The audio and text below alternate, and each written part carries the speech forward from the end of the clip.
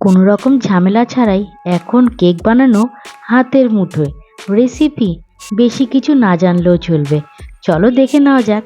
মাত্র 30 মিনিটে cake ready. তো তার জন্য প্রথমেই আমি এখানে প্রিমিক্স নিয়ে নিয়েছি 2 কাপ, কোকো পাউডার নিয়েছি 1/4 কাপ, আর নিয়েছি 1 কাপ জল। যেহেতু আজকে আমি এখানে চকলেট স্পঞ্জ রেডি করব, তাই আমি কোকো পাউডার অ্যাড করেছি।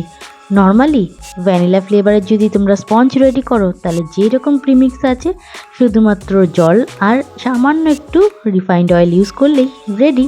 আজকে আমি কেকটা রেডি করব আমার ওটিজিতে। তো তার জন্য কিন্তু ওটিজিটাকে আমি আগে প্রিহিট করতে বসিয়ে দিয়েছি 10 মিনিটের মতো। কারণ প্রিমিক্স দিয়ে যখনই কেক রেডি করব, সেটা বানাতে আমার সব কিছু নিয়ে সময় লাগবে মাত্র 30 মিনিট। আর মাথায় রাখবে 2 কাপ প্রিমিক্সের জন্য 1 কাপ জল যথেষ্ট। আমার মনে হলো এখানে সামান্য জল আর একটু লাগবে, তাই আমি আর একটু জল এখানে মিশিয়ে নিয়েছি। প্রথমে ব্যাটারটা একটু ঘন মনে হচ্ছিল, কারণ আমি 2 কাপ উঁচু উঁচু করে দিয়েছিলাম।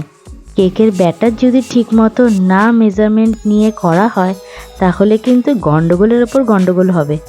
এখন আমার মনে হচ্ছে ঠিকঠাক আছে, কারণ এটা রিবানের মতো একদম ফ্লোভাবে পড়ে যাচ্ছে।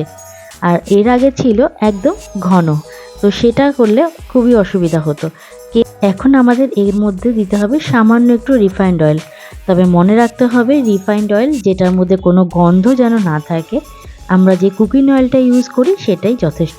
আমি এখানে 1 টেবিল স্পুন কুকিং অয়েল দিয়ে দিয়েছি, কারণ যেহেতু আমি এখানে 2 কাপ প্রিমিক্স ইউজ করছি। অয়েলটা দেওয়া হয়ে গেল, ভালো মতো মেশানো হয়ে গেল। এবার পালা হচ্ছে তাদেরকে মাপ মতো আমি টিনের মধ্যে নিয়ে নেব। তবে অয়েলটা কিন্তু বুঝেই দিতে হবে, সব প্রিমিক্স একরকম না। আমার এই প্রিমিক্সটা যখনই আমি ইউজ করি, সামান্য অয়েল দিলেই হয়ে যায়। প্রিমিক্সের মধ্যে অয়েলটা বেশি পড়ে গেলে তখন কিন্তু ওপরের ভাগটা খুব চ্যাপচ্যাপা টাইপের হয়ে যায়। এবার আমি এর মধ্যে বাটার পেপার লাগিয়ে নেব। আমি কাট করে নিয়েছি। কাট করে নেওয়ার পরে আমার এখানে বাটার পেপারগুলো লাগানো হয়ে গেল। আর তার মধ্যে সামান্য একটু অয়েল ব্রাশ করতেও পারো, নাও করতে পারো, যেটা তোমার মন চাইবে তাই করো। চলো গল্প আড্ডা দূরে থাক, এবার আমাদের মন দিয়ে মাপঝোপ করে এখানে প্রিমিক্সগুলো নিয়ে নিতে হবে। এক একটা বেন্তো কেকের জন্য আমার প্রিমিক্স এখানে লেগেছে 100 গ্রাম থেকে 110-20 গ্রামের মধ্যেই আমি নিয়েছি। কারণ যেহেতু বেন্তো কেকগুলো অনেকটাই ছোট ছোট হয়, তো তার জন্য বেশি প্রিমিক্স নিলে পরে বেন্তো কেকের মোলের মধ্যে যখন আমি ক্রিম দিয়ে কমপ্লিট করব, তখন কিন্তু খুব অসুবিধা হয়ে যাবে। আমি আজকে এখানে 4টে বেন্তো কেক রেডি করব।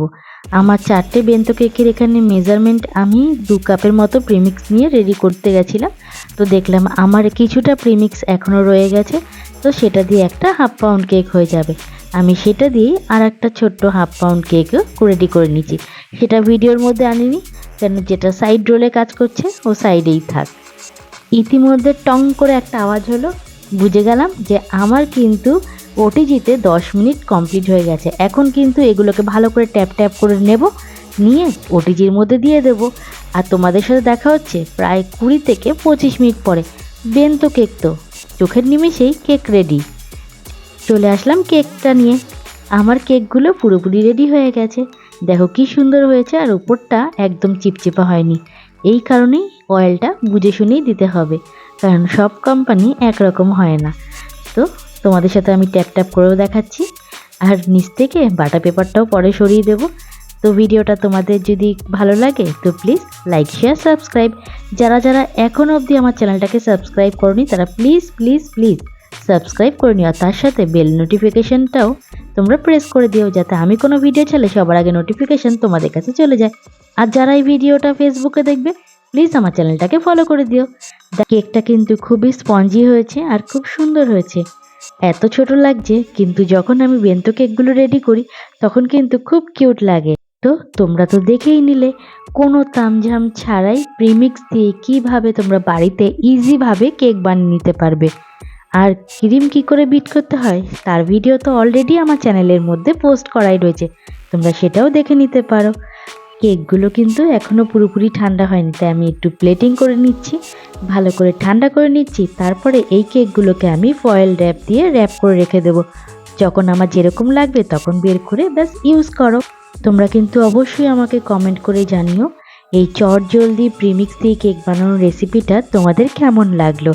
আর তোমরা যদি কোম্পানির নামটাও জানতে চাও, সেটা তো তোমাদের দেখিয়ে দিয়েছি। আর কমেন্ট করো, আমি বলে দেবো যে কোনটা তোমাদের জন্য বেস্ট হবে। আমি কিন্তু ভ্যানিলাটার মধ্যেই চকলেট ইউজ করে চকলেট প্রিমিক্স বানিয়ে নিই। আর রেড ভেলভেট লাগলে সেটাও আমি রেড কালার ইউজ করে বানিয়ে নিই। আজ চলি, দেখা হবে নতুন ভিডিও নিয়ে আবারও। সবাই ভালো থেকো। হর হর মহাদেব।